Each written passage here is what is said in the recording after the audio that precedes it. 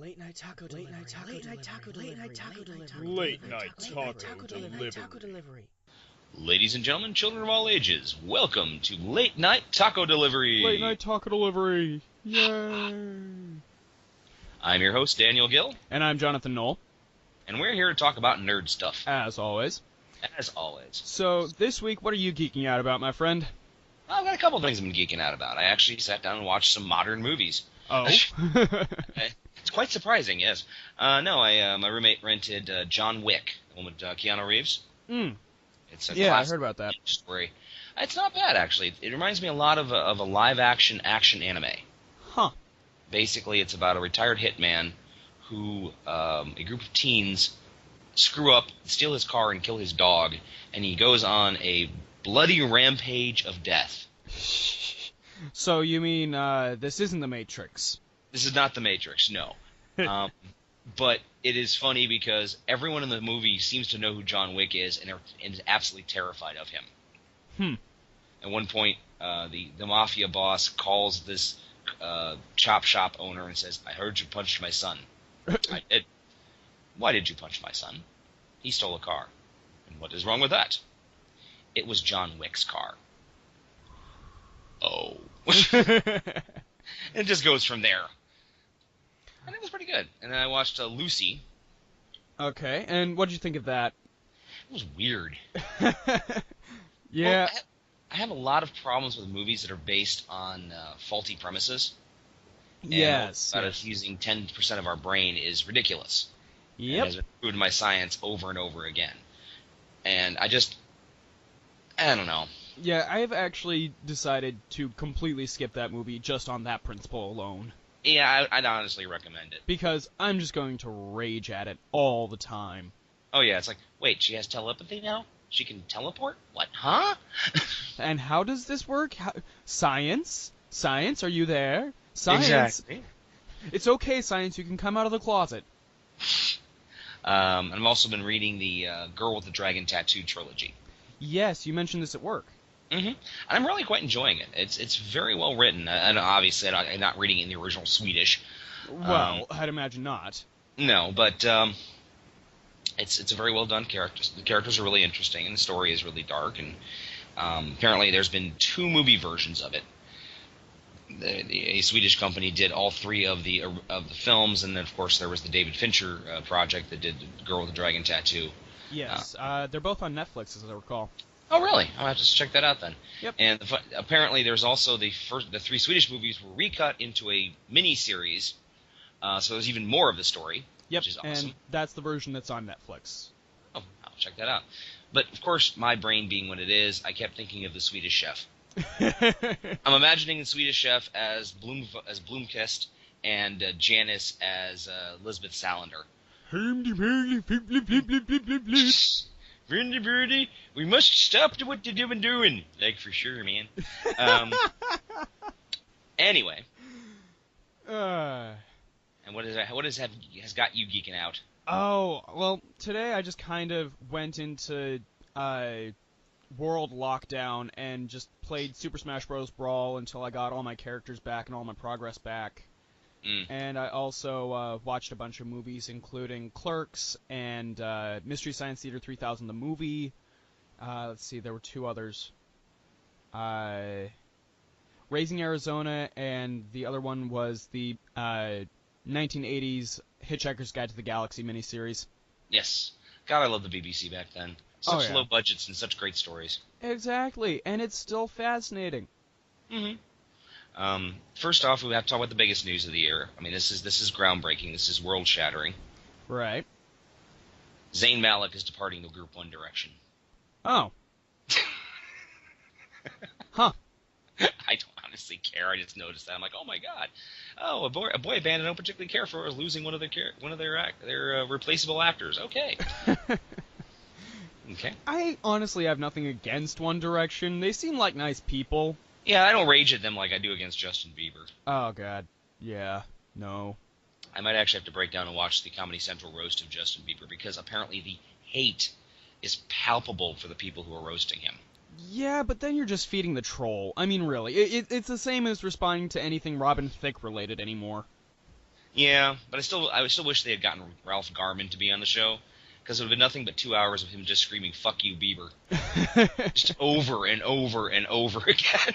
Fuck you, Bieber! Fuck you, Bieber! Fuck you, Bieber! And then, of course, he's like fined bajillions of dollars by the FCC. Yeah. All right. Let's see here. Well, I'll start with something kind of cool. All right. I need your hoity-toity voice. Oh, yes, okay. Very good, sir. The Metropolitan Museum of Art has just announced they are releasing 422 free art books onto the internet. Fascinating. It's very fascinating because some of these books are over $200 to buy. And now they're being just put in for research purposes. And I think that is fascinating.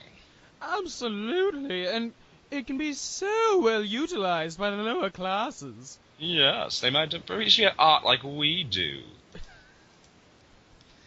Okay, anyway. Oh, that was fun. Let's see. Well, these last 2 weeks we have been off the air because of one thing or another. Mm-hmm. I'm looking at you, bro. Sorry. So we are quite backed up on the geek news. Yes. Like, really backed up. Like, you'll need Robo-Rooter to pull this stuff out. Okay. Starting off, we have a release date for Star Wars Episode 8. Okay, that's the... is that the spin-off, or is that the actual next part of the trilogy? That's the actual next part of the trilogy, right after Episode 7, The Force Awakens. Okay, and wasn't that like 2017 or 2016? May 26th, 2017. Okay. In between those, there will be a spin-off called Rogue One, which will be December 16th, 2016. Ah, okay. And then who's going to be involved in that, do you know? Let's see. We've got Supervisor John Knoll on video effects. Let's see. Kathleen Kennedy will produce. Tony Toe and John Schwartz. Oh, alongside Knoll, Tony Toe, and John Schwartz. Plot details are unknown, and that's pretty much the long and the short of it at this point. Okay, cool. Well, I'm looking forward to it. I mean, I'm trying not to geek out too much about the next Star Wars movie because people are like, "Oh, J.J. Abrams, blah." I'm like, the man loves making movies. Yeah, and I really think this is what he's been trying to do for so long. Exactly. I mean, if you look at the bonus features on the 2009 Star Trek movie, he's very much one of those. I know it sounds sacrilegious, but when we approached this movie, it was, what can we learn from Star Wars? So yeah, I think he's going to be okay. He's going to be a man in his element. Yes. Okay, speaking of Star Wars, it's pretty heavy on the Star Wars this week. Tunisian Star Wars sets are being used in a battle by ISIS. Oh no. Yeah, basically the sets that were still set up from the original Star Wars movie. Mm-hmm. They'd actually been restored, and now ISIS is using them as a way station between Tunisia and Libya. That's not okay. It's not okay, but it does bring new meaning to the term. Never there has been a darker hive of scum and villainy. Thanks so much. You're welcome. There have been new gameplay videos of Batman Arkham Knight released. That looks very pretty. It does, and it apparently it's very exciting because it's finally jumped over the rated M hoop. Mm-hmm. So there's that too. Yeah, as long as they do a good game, and I've played the original Arkham Asylum, but I haven't played Arkham Knight. I haven't played either of the two other ones, Arkham Origins or Arkham City. But I've got a PlayStation 4, so I probably will end up getting it, or at least my roommate will, and I'll play it along with him. Oh, actually, cancel that on the not much more related to Rogue One. Apparently, Ben Mendelsohn is apparently one of the people interested. So, Okay. there we go. Sounds good to me. Okay, let's see. Another Star Wars thing. My God, we are just heavy on Star Wars this week. Well, it happens. Yeah. A fan, TIE Fighter, sorry, I didn't call this up in time. A gentleman has been working for the last 4 years on an anime-style short film of TIE Fighter. Yeah, I heard something about this actually just last night when I was recording videos with Toasterman XD. Plug. Go check his YouTube channel out, folks. Mm-hmm. He's also a regular on the podcast Game Haven. Well, it's kind of his podcast, so Right. Check him out. Okay. Now, I had actually been kind of on and off following the development of this for the past 4 years. Mm-hmm. So when it started jumping over Facebook the other day, I'm like, why are we talking about this? This has been out for 4 years. No, what I thought was just a few minutes of video was actually almost 8 minutes long. Really? He's been working on weekends for 4 years, and it basically just has you follow the story of four characters, all Imperials, as they fight their way into destroying a rebel convoy. And it's really well done, really exciting. And it makes me wonder if Disney has seen this and thought, maybe we can do an anime Star Wars show. Could be interesting. I mean, way back when we did have Star Wars manga. Yeah, we did. I must say it was one of the weirdest things I've ever seen in my life. I've seen some of the artwork. I've never actually read it, but I think I would be willing to give it a try if I could get my hands on it. Yeah. Plus, I really like what the guy says. Don't support me on Patreon because I don't have one, and don't donate to my Kickstarter because I don't have one of those either. Instead, if you enjoy this, give someone at your workplace, university, school, or whatever, a random bar of chocolate or a can of Coke or something. Seriously, probably make their day. That would totally make my day. And he's just like, I did this out of love of a project. Don't bother paying me back. Just pay it forward. Fair enough. That is a really sweet sentiment. I like that. Mm-hmm. Meanwhile, also in video games, we also have a Mortal Kombat X, and we have some new DLC skins. Yeah, Jason Voorhees is going to be in it. And so is Predator. Oh my God, I missed that part. Yeah. It's just... It's like stunt casting. I'm wondering if I'm going to enjoy it or not. I've never been very good at fighting games. I'm basically one of those guys who I push buttons until something happens and go, "Whoa, what did I just do?" So you spam buttons and all that. I get that. Yeah. Alex Winter and Keanu Reeves will reunite for Bill and Ted #3. Yes, I've heard all about this. Yes, they are actually going to be doing this. Been 25 years since the last one, and I'm thinking, do we need this? I know Alex Winter probably needs this. And Keanu Reeves hasn't had a great career lately, John Wick besides, but do we really need this? I think it's okay, to be totally honest with you. Okay, alright. I mean, it's one of those, if it sucks, it sucks. If it's great, it's great. We get Bill and Ted on the screen again. I mean, really, what's the harm? Yeah, that's true. Let's see. Here's one of those, oh dear God, why moments. Okay. Disney announces Frozen 2. The desperate grab for more cash. Yes. Actually, I think that should be the sequel underline. Frozen 2, the desperate grab for cash. I saw Frozen in the theaters, and it was okay. I mean, I'm not a preteen girl, so I wasn't the target market. But I was amused. Oh, I was amused. I thought it was a well put together story. But I honestly thought Tangled was a better story. Yeah. I mean, it's just one of those, it got marketed the hell out of, and now we're getting a Frozen 2. Well, the funny thing is, it wasn't actually marketed the hell out of originally. Yeah. They had a couple things they put out, and the movie just exploded, and then Disney turned into their massive merchandising overdrive, and that's why we still have, Frozen popsicle makers, and Frozen toothbrushes, and Frozen feminine hygiene products, and God knows what else. That last one didn't need to be added, but I guess at the same time it did. If Disney can slap their name on something, they will. Yeah, I know. It's one of those, oh, the cash cow needs milking again. Yep. However, speaking of things that are kind of cool, Mm-hmm. did you ever see the movie Super Troopers? No, I didn't. It's a funny movie. It's basically just this group of cops in this small town in, I think it's Maine or Vermont, who just have literally nothing to do. Mm-hmm. So they basically screw around. And Huh. it's a great cult film.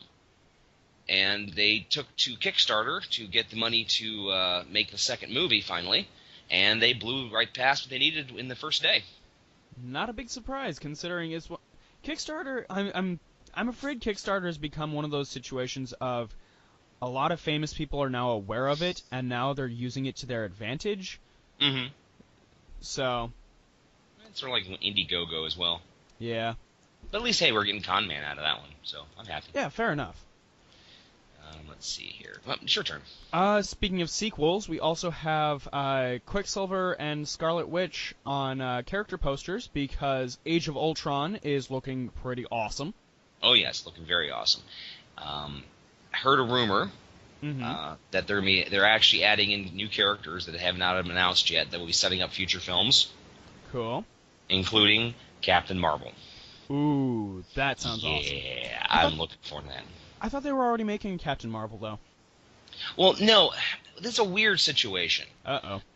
Yeah, basically back in the 50s, DC sued Fawcett Publications because they were making a Captain Marvel comic book.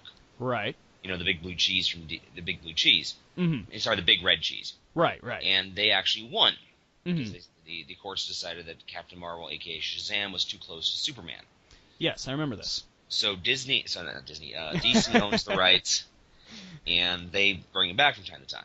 Well, Right. for a short amount of time in the 70s, they let the rights to the name Captain Marvel lapse. Mm-hmm. And Marvel apparently has someone who watches this thing like a hawk, and immediately jumped onto grabbing the name Captain Marvel. Right. So Marvel has their own Captain Marvel. Mm-hmm. DC has their own Captain Marvel, but DC is literally not allowed by trademark to name any of their comics Captain Marvel. Right. So that's why they're going all Shazam.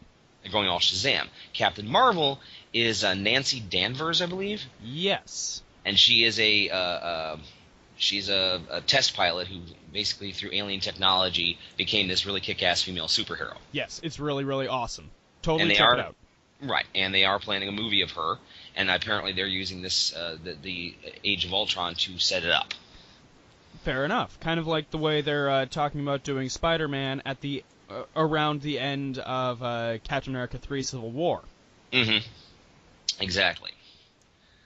Let's see here. Mark Miller's next movie could be Nemesis. Okay.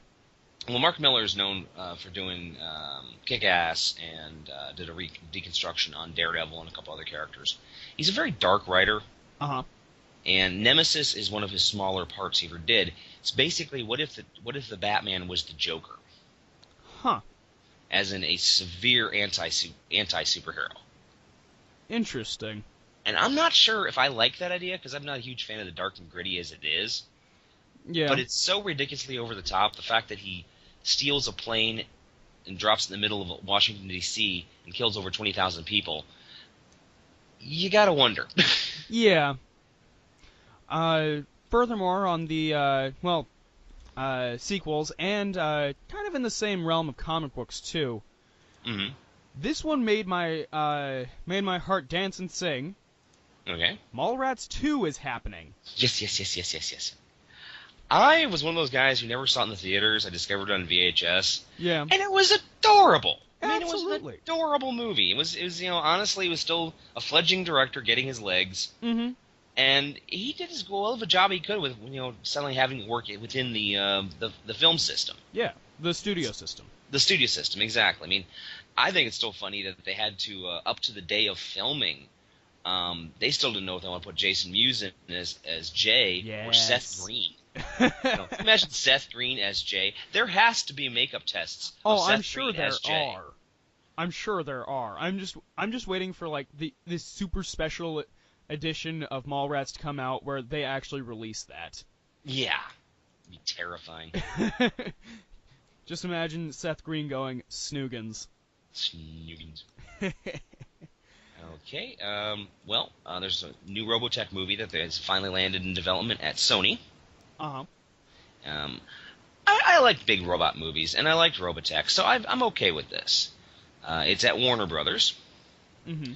which kind of ties in with one of my next stories, so I'm very interested. Very interested. Okay. Also, another thing is they released the trailer for the movie Pixels. Yes, I've heard about this. Yeah, unfortunately it's an Adam Sandler movie. Yeah. But they did get the creator of Pac-Man to be in the film, which is kind of funny. Yes. And the trailer looks pretty good. It's got Peter Dinklage, and he's one of those guaranteed performances actors. Yeah. We've talked about them before, Max von Sydow and John Rhys Davies. People who, no matter what they do, they're always going to give their 100%. Absolutely. It's Adam Sandler, though. Yeah. I mean, it's one of those situations of, if I was Ralph Garman, it would be one of those, you would hear a shotgun sound effect right now. Adam Sandler! Pardon me. Okay. In the spirit of comic books still, we have a few, actually. We have Marina Baccarin as Copycat in Deadpool. As you may recall, she was Inara on Firefly. Ooh. Okay. Excellent. And we also have our first look at Jesse Eisenberg as Lex Luthor. He doesn't look bad. I don't buy it. You're not buying it? I'm not buying it. Hmm. It's one of those... Jesse Eisenberg is one of those people that kind of plays the same character, so I'm really afraid on this one. Mm-hmm. But the funny thing is was it Superman Returns? Yeah. Kevin Spacey was a fantastic Lex Luthor. Unfortunately, was saddled with a really poor script. Absolutely. I would love to see Kevin Spacey's Lex Luthor as the billionaire industrialist evil guy. Yeah. I mean, I actually thought Kevin Spacey was good enough. I kind of wanted them to go back and CGI him into the original Superman movie. Oh, come on, but then you lose Gene Hackman. I know, but still, he was so good. He was so fantastic. I mean, I felt real malevolence from him. I never felt that malevolence from Gene Hackman. Yeah. He was almost too cartoonish. Unfortunately, he was also the only good thing about Superman Returns. And we also have a new X-Men character in X-Men Apocalypse. Yeah, isn't that Jubilee? Yes, it is Jubilee, played by Lana Condor. Yay, another character with useless light powers. You know what? I was actually thinking, just as I found out this information, that we could have Dazzler as a character. I think I've mentioned on the show before my love of Dazzler. Yes. And the fact is, she has the potential to be one of those powerful mutants in the Marvel Universe. Mm-hmm. She has no upper limit of being able to convert sound into light. My point is, we could have her as a cinematic character because we do have James McAvoy and the gang in the past. That is true. I hadn't thought about that. So you have Dazzler running around in disco hot pants and a disco ball around her neck. Exactly. On roller skates. Enjoying that thought, are you? I could get behind that. Yeah. Okay. Anyway. Let's see. What? Uh-oh. Still with me? Yeah, I'm still with you. Okay, there's a little breakup there. Cobra Commander was given the key to the city of Springfield, Illinois. I heard about this on Hollywood Babylon. Yeah. For those who don't know, during the 80s, the G.I. Joe enemy, the Cobra, infiltrated and took over an entire town called Springfield. Never really know exactly where Springfield was. It could be Ohio or Illinois or Missouri or anywhere else with Springfield. Right. And that's where they staged all their attacks from. And the fact that this town has given to Cobra Commander, and the reason is, of course, that they're actually holding the G.I. Joe Con there. I see. Oh, but I just think it's hilarious. Still on comics. You know who Jim Parsons is? Yeah, he's in it from Big Bang Theory. Yeah, he wants to play the Riddler. I can see that. Yeah. He's a little too much of a Frank Gorshin kind of Riddler, though. I don't know. We have Frank Gorshin to thank for quite a lot, you know. That's true. That's true. I don't know. I always really liked the Riddler who's not so joking. Yeah. And is more straight-laced. I mean, I heard one rumor that David Tennant was up to play Riddler at one point. I'm like, I can see this. But, of course, it was there just was also a a rumor that he was up to play Bruce Banner. Yeah, yeah. Or Johnny Depp was another one I'd heard possibly as a Riddler. Honestly, I would like to see Seth Green as the Riddler. I I mean, can kind of see that. I mean, then you can also throw in a Napoleon complex if you really want to. Yeah, yeah. I mean, I've met the guy. He'd totally be the right person for it. Nice. Okay. All right. Here is the news. I've run out of everything else except for my things that should not be. So I got to give this tonight. Okay. Okay. I got to give you my news because you went on media lockdown while something that is near and dear to both of our hearts happened. Uh-oh. Ready Player One has found its director. Woohoo! Steven fucking Spielberg. Yes! The man is a massive video game nerd, and he is responsible for how many of the great 80s movies that were referenced or inspired Ready Player One. Oh, that is perfection! Indiana Jones, E.T., Back to the Future, Twilight Zone the movie. The Goonies. The Goonies. I mean, seriously, this is awesome! This is amazing. He's really good friends with George Lucas. So, you know, the Star Wars references, everything. I had to get your reaction to this. Oh, man, that is awesome! I know. That puts everything else in this list to shame. Yes. And people are already saying, well, Steven Spielberg announces he's going to do something and he steps aside. It doesn't matter. To me, the fact he's been announced, he's back at Warner Brothers, so he's going to have all this, the money's basically throw barrels of money at him. Oh, and even if he doesn't decide to do it, he's produced other directors. Robert Zemeckis, Joe Dante, Barry Sonnenfeld, people who have already proven they can do perfect nerd movies. Exactly. So even if he's just a producer, it would be perfect. They could not have found a better director for this movie. Hell, they'll even have Donkey Kong throwing those barrels. Yes, they would. Okay. Okay, then I guess I should just run through my quick list of other things. Okay. Daniel Craig channels Roger Moore in first Spectre poster. Saw that. He looks badass. You know, when I saw the headline, I thought they were talking about the DC character, the Spectre, and I was thinking, wait a minute, he's getting a show now? Awesome! But apparently not. Nope, sorry. Microsoft is killing off Internet Explorer. Yes, actually, I was going to mention that. They're really, it's right currently kidnapped. Codenamed Team Spartan, and they're going to basically make it more integrated into the Windows experience. Fucking good, man. Well, the funny thing is, they tried this back in Windows 98. Basically, that you couldn't install other browsers, or everything was Internet Explorer was just too tied in, and they were forced by the courts to be able to remove that. So they're trying it again. Apparently, they figured out a more legal way to do it. But yeah, Internet Explorer, and the modern day Internet Explorer is not bad. It's still bad. Yeah, unfortunately, Internet Explorer was 9 was such a just atrocious piece of garbage that it ruined it for everybody. Yeah, I mean, Internet Explorer is awful. I still know people who use it, and I just judge them silently. Yes.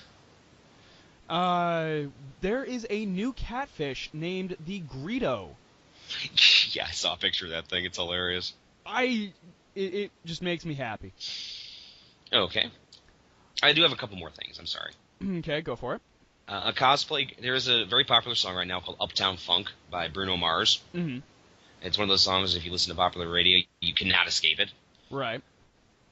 But a cosplay group out of Utah redid it as a parody with Voldemort called Dark Lord Funk. I posted it on the Radioactive Walrus Facebook group, and I'm like, this is the Harry Potter parody you didn't know you needed. This one was also on Holly. Whoa, whoa! What are you doing? Stop that! Stop that! What? Huh? Well, if anybody's has been listening, well, back to video games, I guess. Halo 5 is in production. Yay! I guess. Whatever. I've never played any Halo games, unfortunately. Yeah, me. I do remember when it came out, though, because my roommate was a huge first-person shooter player. My old roommate, Jason. Mm-hmm. I mentioned him on the show before.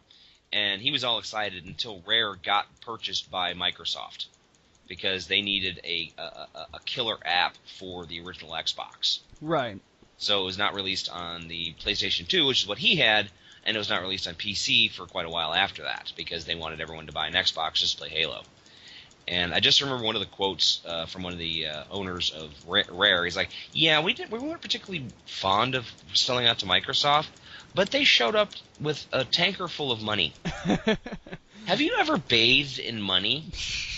It's an experience. We could not turn it down." That's fair enough, man. That's fair enough. Mm. Speaking of video games, Star Wars Battlefront, the new version, will be released at Star Wars Celebration.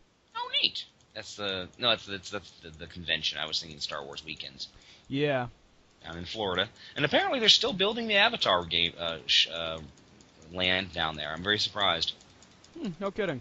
Yeah, well, it came out. They announced they were building an Animal Kingdom right before Disney purchased Star Wars. Mm-hmm. So I and many other fans figured, oh, they just bought that just in case they couldn't get Star Wars. No, they're going through with it. Oh, cool. Yeah, and it looked like there's some really good stuff. They're going to have a fully immersive ride through. Was it Pandora? The name of the planet? I don't remember. It's a very forgettable movie, except it was really pretty. Yeah, I didn't watch it. I didn't see it. There was a friend of mine who said, "Oh, you should totally watch it. You'd like it." Still didn't watch it. And I watched it, and I thought it was okay, but I liked it better when it was Pocahontas. or Ferngully. Or whatever the jokes that were going around all the time. It's the Smurfs. Let's face it, it's the Smurfs. Yeah. It's badass Smurfs. Speaking of badass things, the Man-at-Arms people, and I think they're from Boston, mm-hmm. made Link's Hylian shield, like forged it. Mm-hmm. It's really cool looking. I'll have to post it to the Facebook page. Okay, cool. The Russo brothers are to direct Avengers: Infinity Wars Part 1 and 2. Very cool, very cool. Now, remind me again what they were responsible for? Did they do Winter Soldier? They did do Winter Soldier. All right.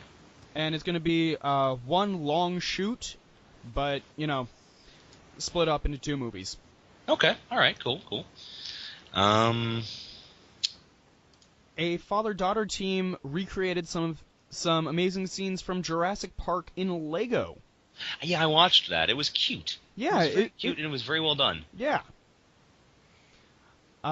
Speaking of recreating things, a movie that just plopped itself into my life, as many of you know, is Akira. Mm-hmm. And there is live action film test footage. By an Irish filmmaker named Ruari Robinson. I hope I'm pronouncing that right. Okay. And it is very impressive. I'll have to look that up. I have not actually seen that yet. Let's see. Joseph Gordon-Levitt is going to be starring in a Fraggle Rock movie. I don't know how that's going to work. I don't know either, but it's one of those situations of about fucking time, man. I don't know. I guess maybe I'm just getting old and grumpy, but the Fraggles were such a product of their generation of the 80s. Yeah, but it at the same time, it still does hold a certain resonance. Mm-hmm. I mean, it was a fantastic show. Don't get me wrong. I enjoyed it when I could. Right. I never saw it in first run in the United States because it was on HBO, and my parents didn't have HBO. But I did watch it out of Canada because, for some reason, our cable system actually showed CBC. And it was just normally not on when I was home because I was normally in school. But when I was sick, I'd make sure to watch it. And it was cute. It was very, very adorable. A news story that I actually do not care about, but I know some listener will. Okay. Paper Towns will be getting a movie. Paper Towns. Paper Towns is a John Green novel. Oh, that guy. Okay. Yeah, it's one of those. I never watched or read Fault in Our Stars. I literally do not care. He seems like a nice guy, Mm. especially from all the stuff I've seen on his Tumblr and his YouTube stuff.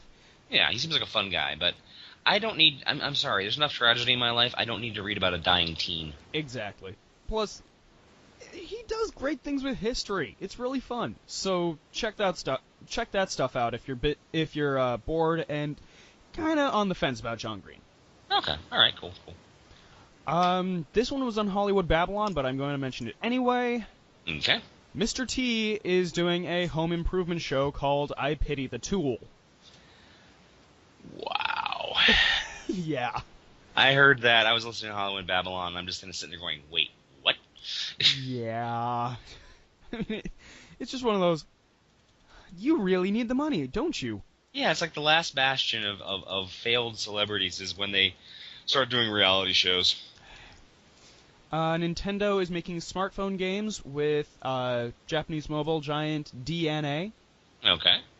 and so that's looking pretty cool. That means we need more reasons to be stuck to our phones. Absolutely.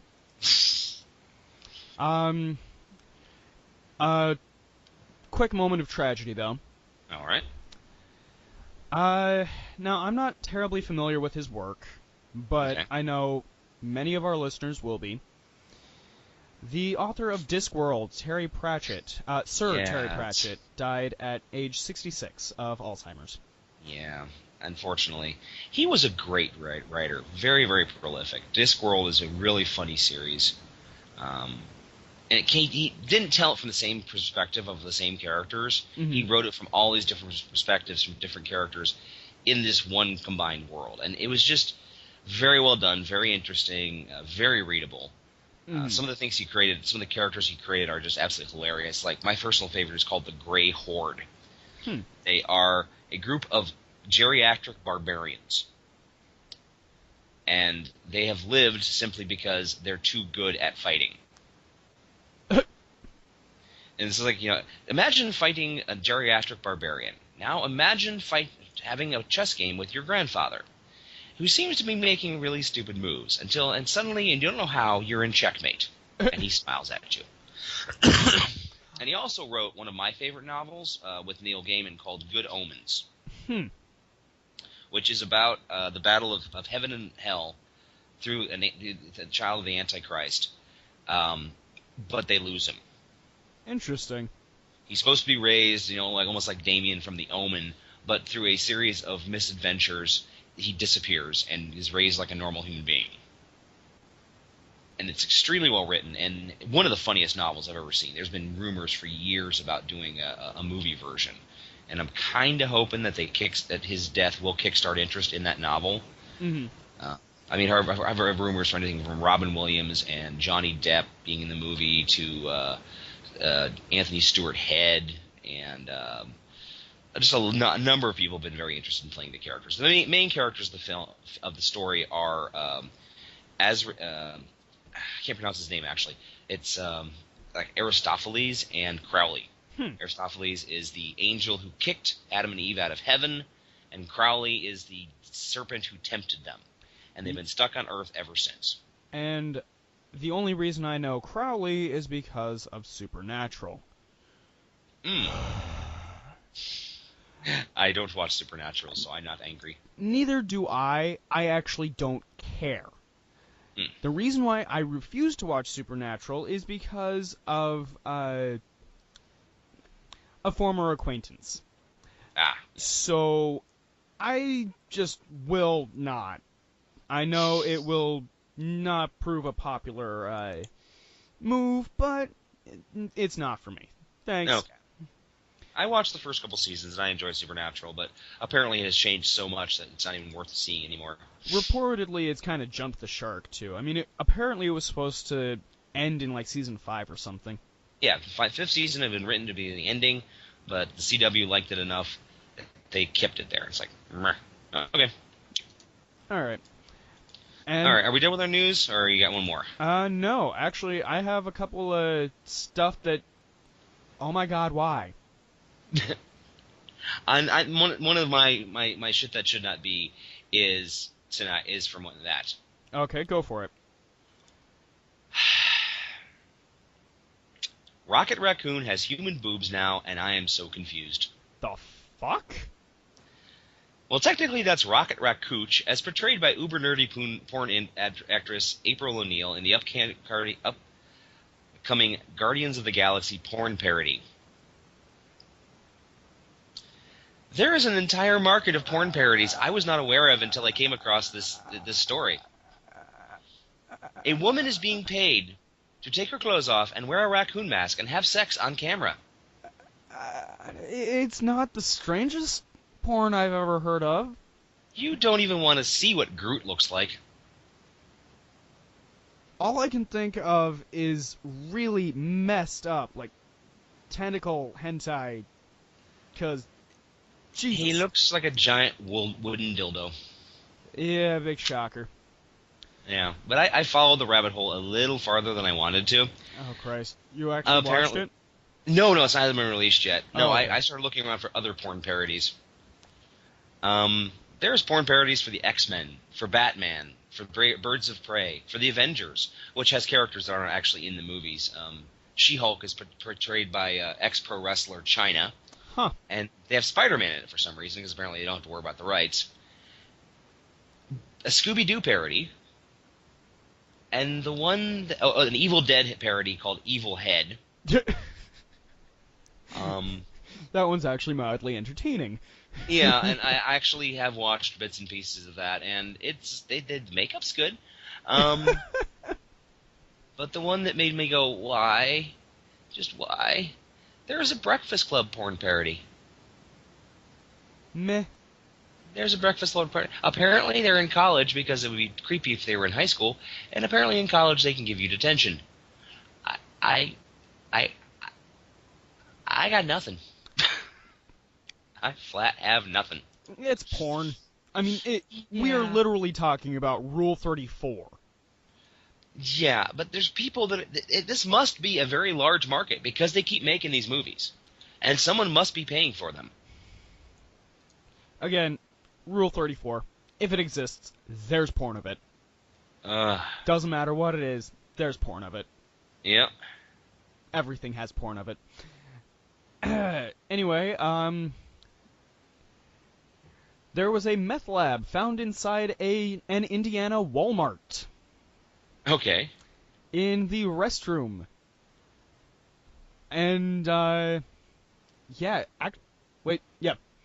employees called police at 11:30 p.m. after discovering a suspicious backpack in the men's restroom. When troopers arrived, they found an active meth lab inside the backpack. I want to know exactly how a meth lab can be that small, but I don't know enough about meth. Apparently, they can be pretty darn small because there was a woman not long ago who had a mobile meth lab in her purse. Also busted in Walmart, might I add. I mean, apparently the lifestyle of Walter White really reaches to people, and so yeah, apparently mobile it's meth cheap. lab. It's cheap to make meth. It's just weird and dangerous because okay. the equipment there can kill you. It can explode. That's why you always see Walter White and his partner Jesse. I think it's Jesse. I don't remember. Always dressed in yellow hazard uniforms with masks on, and doing very careful stuff. Exactly. Okay, and I have mine from Walmart. Okay, go for it. Now, there is a reason why Fark.com has its own Florida tag, because weird things happen in Florida. Oh, good. I love a good Florida story. Mm-hmm. Floridian 19 arrested for lewd act with stuffed animal inside Walmart store. Oh, God. A Florida man today took a stuffed animal off a Walmart shelf and then used the toy to masturbate before returning the ejaculate-covered item to a store shelf. The repulsive episode occurred around 3 p.m. at a Walmart in Brooksville, a city 50 miles south of Tampa. Huh. Mm-hmm. Is it really sad or what? Because I'm terribly desensitized to this. Yeah, it's happened so much anymore. Yeah. On the bright side, though, doctors performed the first successful penis transplant. Yay! I think this is pretty awesome. Well, if we can get it up and running again. Yeah. Experts, I'm sorry. 21-year-old man who lost his penis after circumcision has regained all full function. Yeah, that actually launched quite the conversation on Facebook from a couple of my friends who are anti and pro circumcision. Medically, there's no reason to circumcise anymore unless it's too tight. Yeah, exactly. But also, it can be a hygiene issue. Mm-hmm. For me, all I know is that I'm only circumcised because my dad went out for coffee. Huh. Yeah, basically, it was like 1973, obviously, Mm-hmm. and it was a couple days after I was born, and my father went out for coffee, and apparently the subject had never come up. Okay. So the doctor came in and told my mom this is traditionally when we do the circumcision. So she just handed me over without argument, and then my dad came back about 10 minutes later and asked where his son was, and my mom said he's being circumcised. And he was all up in arms about it. She's like, we never discussed it, so don't get angry at me. Fair enough. So, And, people ask me, well, do you miss having a foreskin? I'm like, how can I miss something I literally have never had? I mean, yeah. I had it for 3 days. It's not like I remember much about that time period. I conversely am not circumcised. Ah, okay. It's no big deal. I mean, it's there. Big whoop. In fact, my parents have been pretty open about saying it's one of those situations of it's there. Apparently it serves a purpose. Mm-hmm. Why mess with it? If it ain't broke, don't try and fix it. Mm-hmm. Exactly. So there you go. All right. And that wraps it up for all the news. And a little more information, audience, that just about the two of us. That you probably never needed to know. We're looking out for you. Man, this could have been just the entire show right there, Yeah. Oh, Christ. Let's see, where are we now? Yeah, we're supposed to be talking about conventions. Yes. Let's see. This last Saturday was Animarathon 2015 in Bowling Green, Ohio. And I went and had a good time, recorded 4 out of the 6 podcasts I set out to do. I was supposed to be there, unfortunately, but my computer and my car both decided to take massive dumps that day. Yep. So I had to fix those instead. And so you don't have a live show. Sorry. Yeah. Although there will eventually be I recorded a bunch of video of the convention, so there will be that eventually in recompense. Mm-hmm. I went as Dante Hicks from Clerks. Huh. And because I was wearing a backpack, because I was actually bringing along all of the equipment for this network, I was confused for a Ghostbuster quite a few times. And you're just like, I'm not even supposed to be here today. Exactly. So, what was the first convention you remember going to? First one I ever went to was probably 1990, which is Marcon down in Columbus. Okay. I had a lot of fun, actually. I remember sitting on a couple of panels and walking around a lot with some friends, and took lots and lots of pictures. Unfortunately, those pictures died in a flood years ago. Oh, no. So, and the cosplay was not nearly as big as a subject as it is now, but there were some pretty impressive ones. There was a really good original Battlestar Galactica group I saw, and a really nice couple fairies, and mostly it was just, guys in T-shirts and their girlfriends who got dragged along. Fair enough. Yeah, there was really some nice artwork. I remember nudity was not nearly as big a deal as it is now, especially in the art section. Shocker. Yeah, I mean, they just had, boobs akimbo on the artwork, and no one batted an eye. Now, you've got to have everything covered, and everything has to be PG-13. Yep. Although there's always that one furry booth way in the corner that you just kind of eye, and you go, huh. Yeah. Mm-hmm. And that's actually one of the reasons I went, because I was a furry. back then I was really fascinated by the idea of using animals to tell more mature stories. Like basically it was like taking Disney's Robin Hood and making Robin Hood Prince of Thieves out of it. Huh. Sounds interesting, actually. Yeah, and back then it was more about the artwork. Now it's like a freaking religion. Yeah.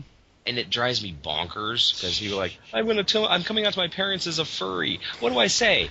That you're part of a fandom? That you're part of a fandom that happens to like furry animals?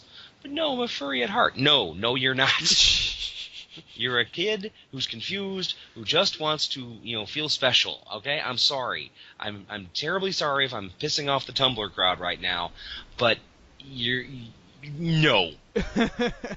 I'm going to put the brakes on this argument right now because I'm just like I'm so sick of hearing these. I'm like, I'm a wolf in a real life. I'm a wolf in a human's body. I'm just like, okay, what about the other animals that are never representative? Why can't someone be a jellyfish? Why can't someone be a jellyfish in a human body? Okay.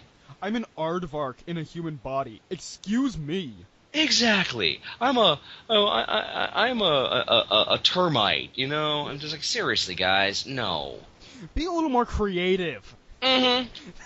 If you're gonna have an animal, pick something that's been,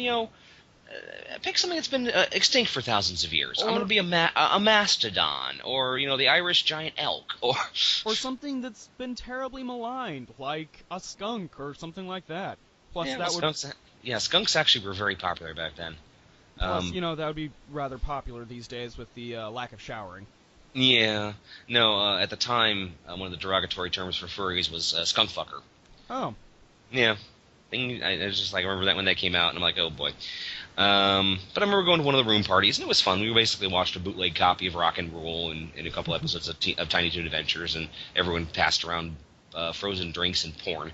So, but I was a 16-year-old kid in a room party with a bunch of grown men, and no one tried to molest me or do anything dirty to me, and I do appreciate that. I appreciate that too. We would be having a very different conversation if that were the case. Oh, yes, you would. And then I went to a couple different conventions over the years, mostly furry, but I did go to a couple of big sci-fi conventions, mostly MarCon. Went to DuckCon, which is a big one out of Chicago. Mm-hmm. And never really met any famous people at these conventions, except for, I got yelled at by Julius Schwartz. The editor, the legendary editor from DC Comics. Right. I was at MarCon year, and I was going to go to the masquerade, and he was sitting in the front row, and I kind of squatted down right next to the stage because I'm take pictures. I'm like, hey, do you mind if I stay here for the show? And he just kind of glared at me. Yeah, I do. You're in the way. Go in the back. Jesus. I'm like, okay. So I scuttled away like a crab. Let's see. My first convention was... I know I've mentioned this before, but my first convention was Star Wars Celebration 1 in Denver, Colorado. It's where I saw The Phantom Menace the first time. I got to see a lot of really cool things. I got to see a legendary X-Wing replica. I mean, it's really cool. And when I went to Celebration 4 when I was in the 6th grade, I actually got to see it again. So, that was cool.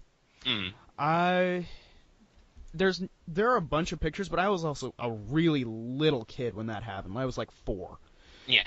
So, Celebration 4 is really the next big one that happens for me. That's where I met Ray Park. I think that's the right one. Yeah, Ray Park, Darth Maul. Yeah, I got to meet Darth Maul. I got to meet Seth Green and his friend from Robot Chicken. I don't remember. I was in the same building as Seth MacFarlane. I also got to meet guy who did the voice of General Grievous. Okay. And he was a really nice guy. He signed my brother's badge. Let's see. Then I also got to meet a bunch of the other people who were in the prequels, of course. The line for Anthony Daniels was religious, so I skipped that. Yeah. I mean, I was there with my family. What were you going to do? Right. And, that was... It was a cool experience, and it's yet to be topped, to be totally honest. Yeah. Okay. Let's see what else. Unfortunately, most of my conventions are furry. Biggest one now is one called Anthrocon. It's held in Philadelphia. It's held in Pittsburgh. Okay. But I went to the first Anthrocon way the fuck back in like 97, 98. Mm-hmm. And it was in Albany, New York at the time. Hmm. And I remember driving there, and I was in my 84 Buick, hoping to God it didn't explode. And the convention was fun. I mean, I got to meet a lot of people I knew online and so on and so forth. And but Sunday morning, I had to get up really early to take a friend of mine to the airport, and I had not slept much at all. Mm-hmm. And I had to take it's a 10-hour drive from Albany to Ohio. Hmm. So I was mainlining Yellow Jackets and espressos. Yellow Jackets are those little, like, caffeine tablets they sell in roadside stops. And I was just, down in those and trying to stay awake. Finally got back to Ohio, and I'm like, yay, my own bed. And then I stared at the ceiling for 4 hours going, I can't sleep! Well, I can't imagine why. Yeah. And for those of you who listen also to the show, Mm-hmm. my next conventions, Dan was more drawn to the furry crowd. My next conventions were more drawn to the anime crowd, because it was right at the same time that the dark times for anime ended, and so that was when I first started watching Hitalia. So that's when I went to my first Animarathon. Yeah. And from there, I went as Austria for the first year, Austria the second year for a panel. Then I went straight on into Colossal Con. Mm-hmm. And Colossal Con is a 3-day convention in Sandusky, Ohio, where it is literally colossal. It takes place at a water park.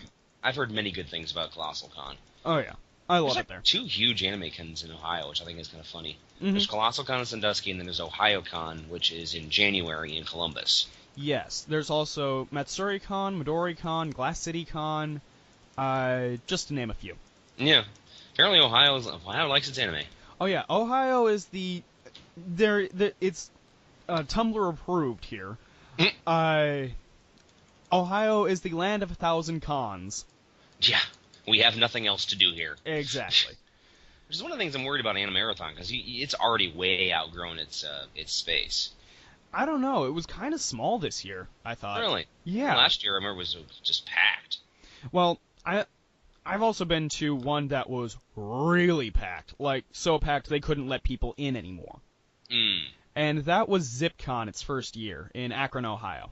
Okay. So, after that experience, everything kind of starts to look really small. Yeah. I mean, and really it was more an issue of they weren't expecting so many people to arrive, kind of like the first Star Trek conventions. Mm-hmm. So, you have a large populace of people who want to get in, they have panels and all of that, and so if you've arrived late, you're screwed. You're really, really screwed. So, the building could only handle so many people, it was on the second floor, exclusively, so it was just all bad. Oof. Not well laid out then, huh? No, and I didn't get to go to the second iteration of that one because, well, I got a job. Oh my gosh, a job. So my con going as of late has been kind of curtailed due to that. Okay, yeah. My problem is I got old, and also having a job does not help having it, going to conventions. I guess kind of outgrew it. I mean, I had a great time. I got to meet Richard Hatch, which was kind of cool. This is Richard Hatch, not the Survivor winner, but the original guy from Battlestar Galactica at Marcon. And it was funny because he was showing off his Battlestar Galactica trailer. Now, this is before Sci-Fi Channel had their just absolutely stellar Battlestar Galactica TV show, or the reboot. He was trying to drop information of basically, he's trying to drum up interest in creating a new Battlestar Galactica TV show himself using the original characters like, Starbuck and Apollo and everyone else, played by the original actors. Right. And he'd gotten a whole bunch of people involved, like Dirk Benedict and Lauren Green and so on and so forth. And he was signing autographs and taking pictures. And I just remember this one little 18-year-old girl's like, he's so hot. Like, he's like 50. I know, but I want to get a picture of him. I'm like, okay, well, I'll take the picture if you want to go sit on his lap. And she's like, oh, will I? And then she bounded over wearing this little fairy dress. She's like, excuse me, Mr. Hatch, can I get a picture? And he just gets the most devilish gleam in his eye and the most shit-eating grin, like, why, certainly. And he just, puts his arms around her. She's like, hee hee hee hee. And I'm like, yeah, Lord. That's fucked up, man. Well, if you're 50 years old and an 18-year-old thinks you're hot, more power to you. Yeah, fair enough. I really don't have any stories like that necessarily. I mean, I had an acquaintance who, I guess a friend, who met Vic Mañana, who does a bunch of anime voices. Yep. Actually, go ahead. Notably, Edward Elric from Fullmetal Alchemist. Okay. Do you know who Sonny Strait is? I'm afraid not. Okay, he's done a lot of anime as well. Let me look him up real quick. Sorry. And he's done Black Butler, Black Cat, Full Metal Alchemist, played Maze Hughes. And he's just basically done a lot of different stuff. He's also a very well-known artist, and he works on one of my favorite comic books of all time called ElfQuest, which I had mentioned on the show before. Yeah, I've heard about this one. I think I remember reading about it. Okay, but it was funny because my niece is like totally obsessed with like Vic Mañana and Stanley Strait and so on and so forth. Mm-hmm. So he was a guest of honor at Colossal Con one year. Right. And she was like 15 or 16 years old, so she was obviously too young to go by herself. Mm-hmm. Whatever she said about the matter. So my sister went. My sister had been obsessed with ElfQuest as well. I mean, we kind of I don't remember who found it first, but I think it was me. Mm-hmm. I just found one of the old one of the color comic book graphic novels, and I took it home, and I was just totally amazed by this. And my sister grabbed it, and she thought it was really amazing, so she bought a bunch of the comics. But long story short is Sonny Strait signing autographs and drawing the characters he's created or the anime he's been involved in. And my sister comes up and is like, yeah, can I get one of these? And she points to his ElfQuest work, which is this little tiny, like, quarter-inch size panel. Because she discovered that no one really cared about ElfQuest at an anime convention. Mm-hmm. And he just up and was just so excited to talk to her. They just, nannered back and forth for like an hour, and my poor niece is just like, I wanted him to act like that with me.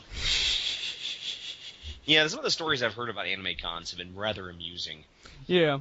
Let's see. My sister was telling me about one of my niece's friends is named Paige. Mm-hmm. And give any other information, but she, at 15 years old, she was 6 foot, Nordic Amazon.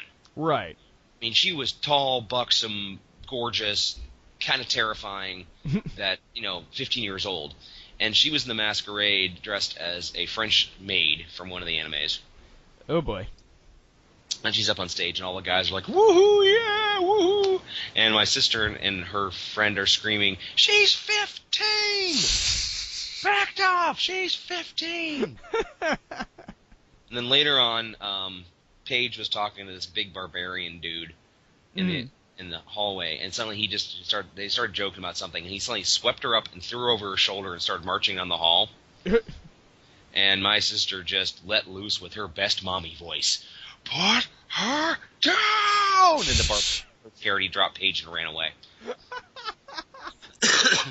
You do not mess with the mama bear.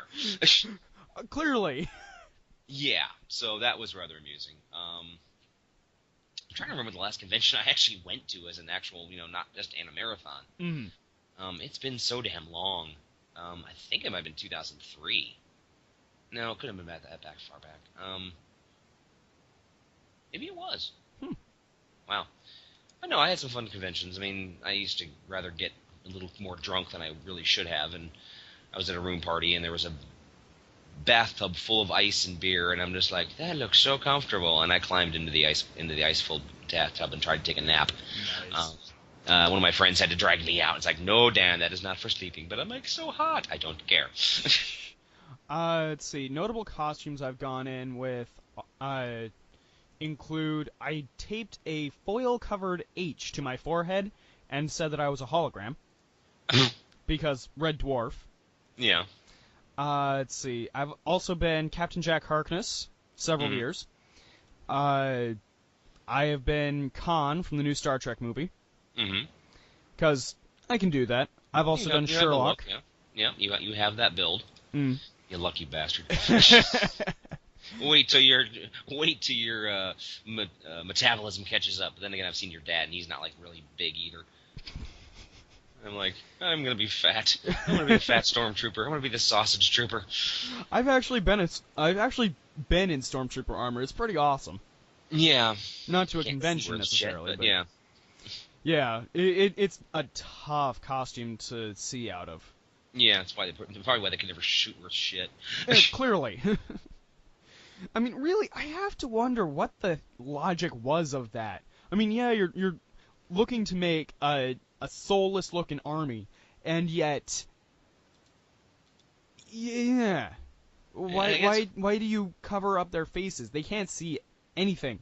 Yeah, I think his idea was to create like a faceless enemy that would just overwhelm you with sheer numbers. But yeah, I mean, they have no peripheral vision. They've got literal tunnel vision. I mean, they can't even pilot anything. Mm-hmm. And yet, you have some of the most fearsome pilots there. Mm-hmm. Empire, what is wrong with you? And there's biker scouts who their helmets literally have no peripheral vision. Oh yeah, they're even worse. Yeah, I mean, just like you're basically just staring straight ahead, no matter what you do. Uh-huh. And on top of that, they look like Scream. Yeah, a little bit. I hadn't thought about that, but you're right. Ta-da! They look like a Scream mask. Well, technically, Scream looks more like them because, you know, predating and all that.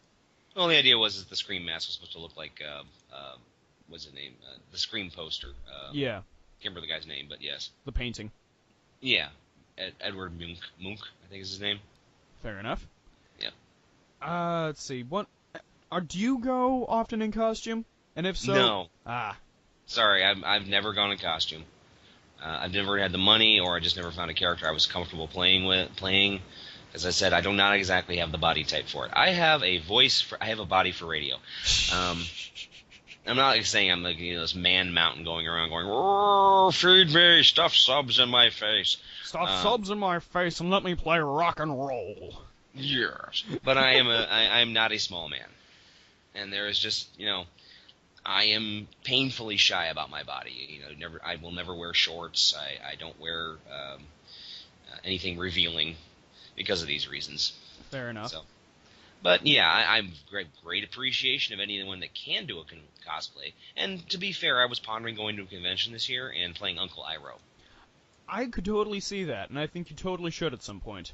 Mm-hmm. I mean, a friend of mine's offered to help me make a robe, and I'm like, maybe. But I have the long hair now, and I have the mustache, mustache and goatee, so. Mm-hmm. No, he has no mustache. I have to shave that off. But still, yeah. I mean, there's many things I could do. And that's really why I went as Dante this year, because if I wasn't going as Dante, I would probably be going as a Homestuck character, which requires face paint. Mm-hmm. But fact is, I just didn't want to shave. Okay, here's a question for you. Go for it. How do they keep the face paint from, running or your face from itching and you just, keep scratching at it? There are a variety of ways of doing that, actually. Okay. You can do a bunch of different types of makeup. Like, for instance, the makeup that I use for my Homestuck cosplays are water-based. Okay. So you can get them over at Ben Franklin for like $1 a bottle. Okay.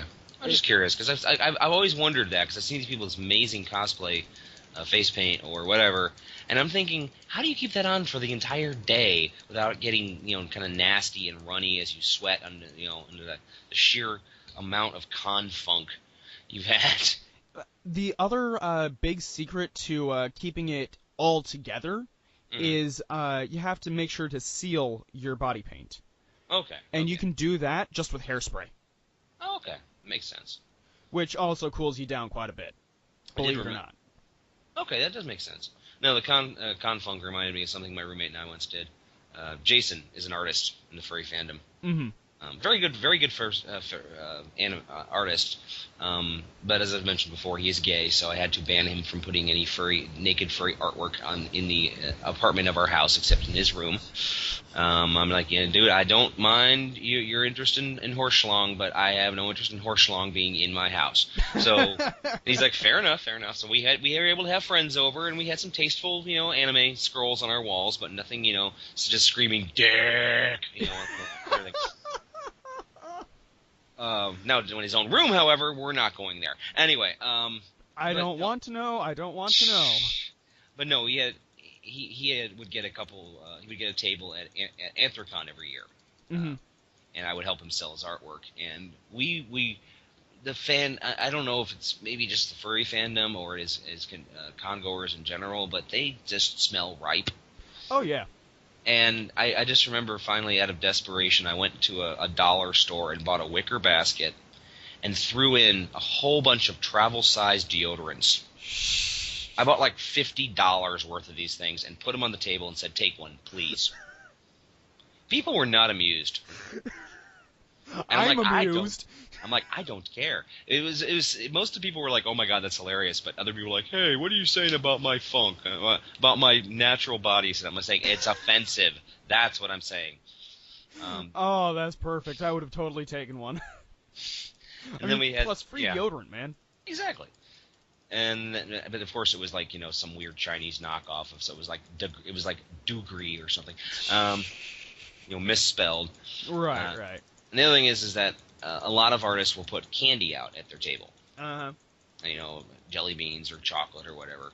And the idea is you take a couple jelly beans, is used as an excuse to start talking. You talk about your art, so on and so forth. No big deal. Right. But we had this one asshole who we brought like 3 pounds of Jelly Bellies with us. Oh Christ! And this dude ate like he literally ate 1.5 pounds of Jelly Bellies, just staring at us. I'm impressed.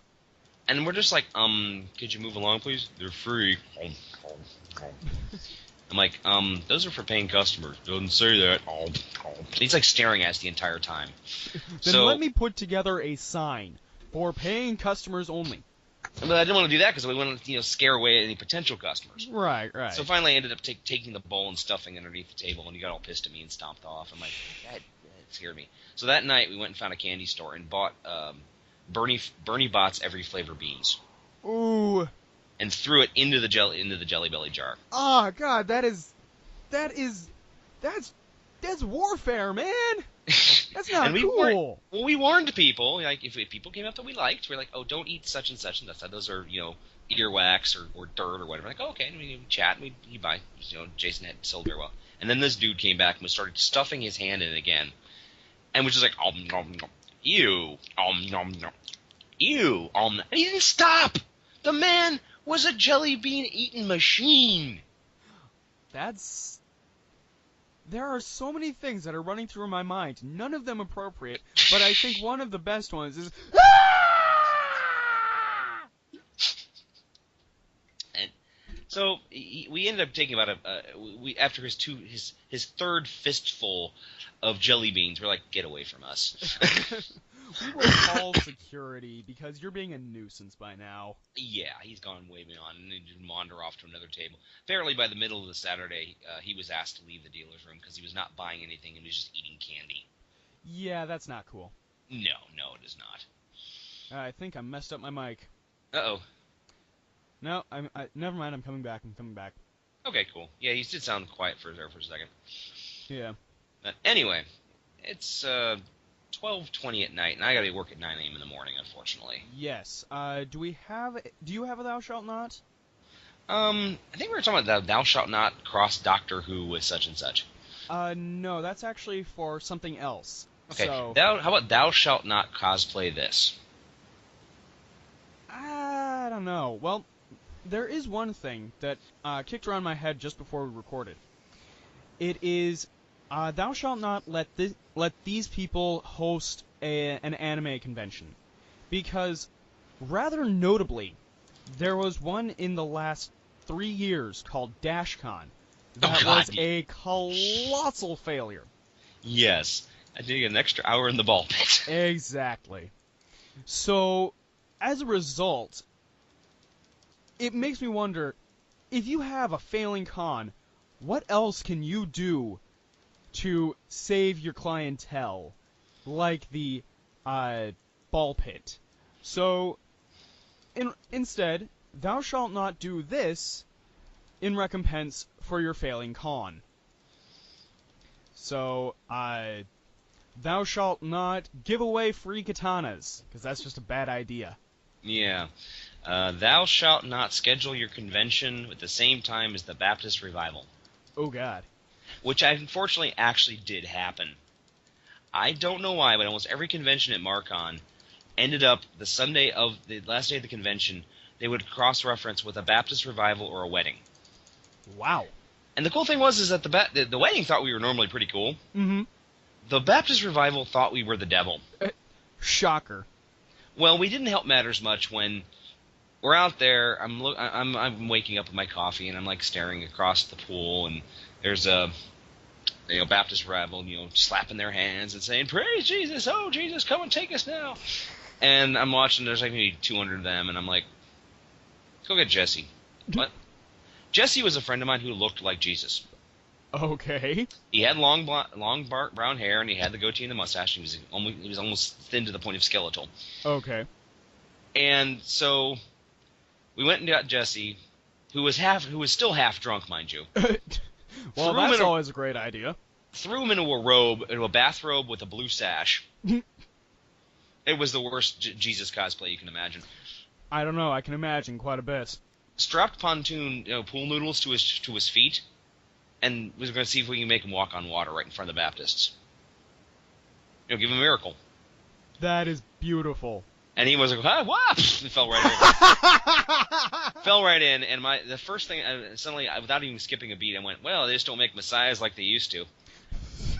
Oh, the Baptists were pissed at us. Oh, that's perfect. Thou shalt not give out free tickets to the Rapture in recompense for your failing con. Thou shalt not issue coupons for free pizza from a local company and not tell them about it. Ooh, that would be a really bad idea. Yeah, apparently it didn't happen in a convention I was at, but it did happen at one. Oh, Christ. Apparently it was like a special deal with the owner, and then the owner went on vacation and hadn't told anybody. Bad idea. Yeah. I'm tapped. Yeah, I'm really tired, man. Well, of course I can break out the one. It's like, thou shalt not pass out free Holocaust denier literature. Oh, of course. Which happened at Marcon. That's messed up. Yeah, that was one of the basic. Just someone set up a table and was trying to drum up information until he was just asked to leave. Yeah, I'm surprised he was politely asked to leave. Yeah. Because that would not fly. Yeah. Seems like what can we end on a good note? Oh, yes. DuckCon. One in Chicago. I don't know if they still do it, but back in the mid-'90s, BDSM was still kind of a taboo subject. But I've met a lot of people that are involved in that kind of lifestyle, and they're very polite, very nice. They all know the safe limits and so on and so forth. But there's an entire floor dedicated to BDSM. It's on the top floor of the convention, and the doors are open. If you're cool with the lifestyle, you can go in there. But most people are like, you know what? They're doing their thing. We're doing our thing. Not going to mess with it. Fair enough. So me and my couple buddies are hanging out, and we're going up the elevator, and we get to the top floor by accident, and it opens up, and I'm just looking at these two women in pony play and their master who's holding them by a leash, and I just kind of blink, and I turn to my friend, and he blinks at me, and we grab our third buddy BJ and throw him out the door. And the door closed, and all we hear was, "You fuckers!" And he stormed. We met about 10 minutes later. He'd stormed down the hallway till he found the fire stairs, and he's like, "Excuse me, pardon me. Oh my goodness. Excuse me, pardon." It was great. Oh God. Okay, that's a much happier note. Yes. So if you'd like to participate in Thou Shalt Not this week, just drop us a line on Twitter at Radio Walrus Pod, using the hashtag LNTD. What episode are we on now? 15? This is 14 or 15, yeah. Let me check. No, it's supposed to be 15 because horror was 13, and then we did the fantasy movies. Yes, so we are at LNTD 15. Wow. Yeah. You ever done anything for 15 things? No, I haven't. Well, there we go. 15 episodes. 15 episodes, yep. Unless I'm being was graded on it for writing. I was not, did 15 things.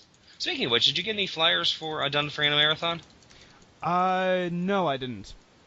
Ah, okay. I did do the announcement on Facebook, though. Okay. I got some friends that are going to Colossal Con. I'll make up some flyers and have them stick them out for us. Cool. So, and I'm sure we've got Matsuri Con and Ohio Con and Marcon's coming up in May. So, yep. We'll just maybe I can send some people down. Cool. All right. And from all of us here at Radioactive Walrus Entertainment, the Recording Closet, and Dan's house. Hello. This has been Late Night Taco Delivery. You've wasted a good hour and some change listening to us talk about nerd stuff. Yeah, I hope you enjoyed, guys. We'll talk to you soon. And have a good evening. Late Night Taco Delivery is performed by Daniel Gill and Jonathan Knoll. New creepy opening by Jonathan Knoll. If you have a suggestion for a future show, would like to participate in Thou Shalt Not, or just get in contact, drop us a line on Twitter at Radio Walrus Pod. Feel free to also comment on the site you found us on. This has been a production of Radioactive Walrus Entertainment. John, what do chickens say?